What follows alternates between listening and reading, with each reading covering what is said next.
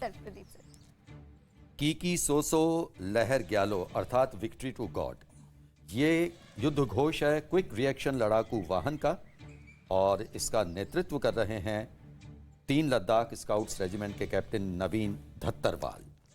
और ये की सोसो लद्दाख स्काउट है, ये एक लद्दाखी वर्ड है जो इनका रेजिमेंट का मोटो है, क्योंकि लद्दाख स्काउट्स के हैं। और लद्दाख स्काउट्स बहुत इंपॉर्टेंट रोल निभा चुके हैं, ना कि 1962 वॉर में, 1965 वॉर में जो लोकल पॉपुलेशन उनसे लिया जाता है, और ये स्काउट काम करता है इंफॉर्मेशन गैदर करने में, क्योंकि वो लोकल है, उनके लिए वो टेरेन्स जानते हैं।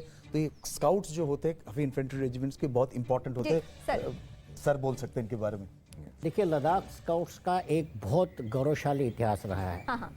जो आज आप देखते हैं, हमारा जो करगिल युद्ध हुआ था उसमें जो इलाका जहां लड़ाई हुई, खासकर जो नॉर्थ में था, जो तुर्तुक, ब्यागडोंग और उसके आगे का इलाका, वो 1971 में पाकिस्तान के पास था। बिल्कुल। और लद्दाख स्काउट ने मेजर रिंचिंग नाम के एक मेजर साहब होते थे, उन्होंने लद्दाख स्काउट्स को लेकर वो पूरा इलाका पाकिस्तान से छीना।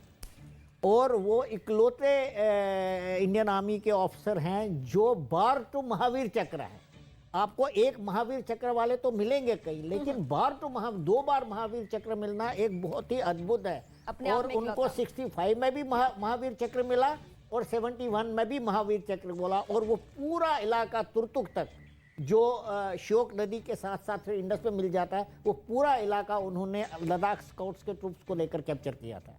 अभी जो मिसाइल आप देख रहे हैं ब्रह्मोस मिसाइल है, ये रशिया और इंडिया का जॉइंट पार्टनरशिप से बनाया गया है। और सबसे खास बात इस साल का ये है कि ब्रह्मोस इंडियन आर्म फोर्सेस में तो यूज़ हो ही रहा था, इस बार ये विदेश में भी अभी काफ़ी सारे देश में इसका डिमांड किया गया है। और इंडिया ने अभी हाल ही में कुछ देश को ये देने के लिए, तो खाली ये देश के लिए नहीं, अभी जो मैंने इसके पहले भी जिक्र किया था, make in India make for the world, ये धीरे धीरे ये विकसित हो रहा है। तो ये आत्मनिर्भर भारत की महज सर इसे झलक कहना गलत होगा। ये आत्मनिर्भर भारत की वो ताकत है जिसे वाकई आज दुनिया हमारे कर्तव्य पथ से देख रही है। ये जो मिसाइल है ये तीनों सर्विसेज में है, नेवी में भी है, और इनको जहाजों में ऑलरेडी लगा दिया गया है, और ये ऑपरेशनल है। और ये होता है शॉर्ट स्पैन ब्रिज। अगर जब सर आप बताना चाहेंगे शॉर्ट स्पैन ब्रिज के बारे में? देखिए, क्या होता है जब आप ऑफेंसिव ऑपरेशन में जाते हैं तो आपको कई सारे ऑब्स्टिकल्स मिलेंगे, जो गहरे गड्ढे होंगे या डिच होगा, बंद होगा, तो उसको इन्फेंट्री के लिए या मैकेनाइज्ड कॉलम को क्रॉस करने के लिए बहुत मुश्किल हो जाता है। वो पूरा ऑफेंसिव जो आपका स्टॉल हो जाता है, रुक जाता है।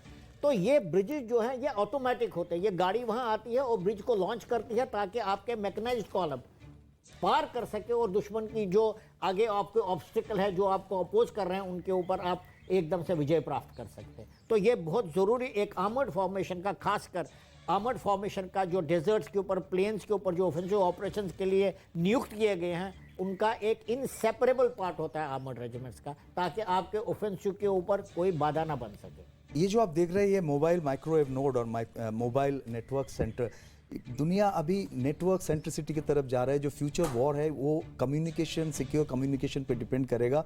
और जब आपका आर्मी मूव होता है, जरूरी है कि आप मोबिलिटी बने रहे। तो ये डेमोन्स्ट्रेशन है उसका, जो इंडिजिनस डेवलप्ड है। और अभी जो देख रहे हैं ये है आकाश मिसाइल, जो ये भी सॉरी मैं ये मोबाइल जो इसके पीछे आप देख रहे हैं आकाश मिसाइल, जो एक एयर डिफेंस मिसाइल है और इंडिजिनसली डेवलप्ड है बाय DRDO। एक बहुत ही प्राउड मोमेंट है, क्योंकि ये मिसाइल अभी इंडियन एयर डिफेंस सिस्टम का एक बहुत ही महत्वपूर्ण अंग है।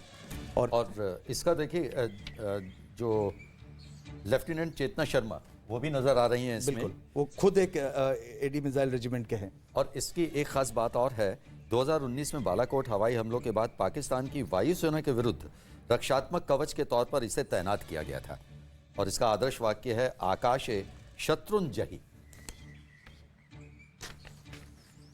तो ये करके हम झलकियां दिखा रहे हैं कर्तव्य पथ से, और जिसके जरिए आत्मनिर्भर भारत या फिर हम दूसरों देशों को अब हथियार मुहैया करने के लिए कितने सक्षम हो चुके हैं, कितने ताकतवर हो चुके हैं, उसकी भी बानगी के तौर पर आप इसको ले सकते हैं। ये कर्तव्य पथ की वो ऐतिहासिक तस्वीर जिसके हम सभी गवाह बन रहे हैं, और जिन दर्शकों के लिए ये प्रोग्राम हम कर रहे हैं वो सभी। और ये फिलहाल मिस्र के राष्ट्रपति की भी तस्वीरें और फ्लाइंग पास्ट कुछ ही देर में।